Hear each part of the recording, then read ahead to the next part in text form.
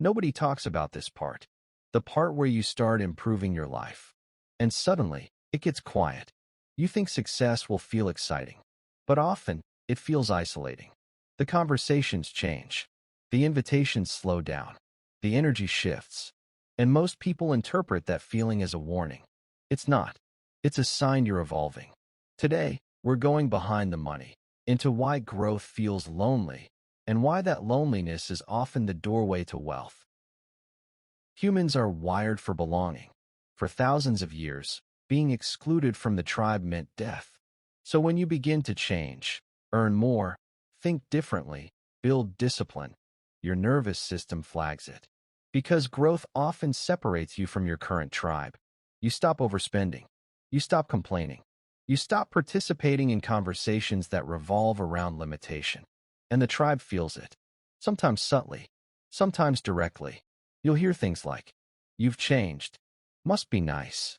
Don't forget where you came from. You think you're better now?" That tension isn't about money. It's about identity disruption. Here's the uncomfortable truth.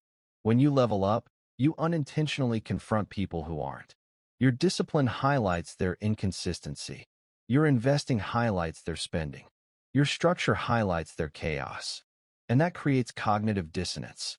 So instead of rising with you, some people try to pull you back down.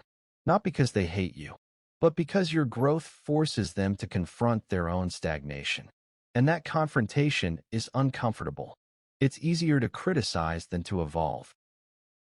There is a phase in financial growth that almost nobody prepares you for.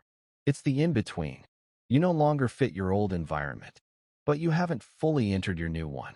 Your old habits feel beneath you. Your new standards feel fragile. You're building quietly, saving quietly, investing quietly, and there's no applause, no validation, just discipline. This is the loneliness phase, and most people retreat here. They downplay their ambition. They loosen their structure. They go back to comfort, because belonging feels safer than becoming. Loneliness in growth is not social failure. It's environmental transition. When your standards rise, your circle naturally filters, not through drama, through alignment.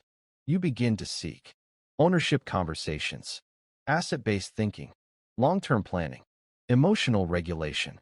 That narrows the room, but it strengthens the foundation. The higher the standard, the smaller the crowd. And wealth is built in smaller rooms. So what do you do during this phase? You don't burn bridges. You expand rooms. Replace some social time with skill time. Replace entertainment with education. Replace reactive friendships with intentional environments. This doesn't mean isolation forever. It means controlled exposure. Books become mentors. Podcasts become peers.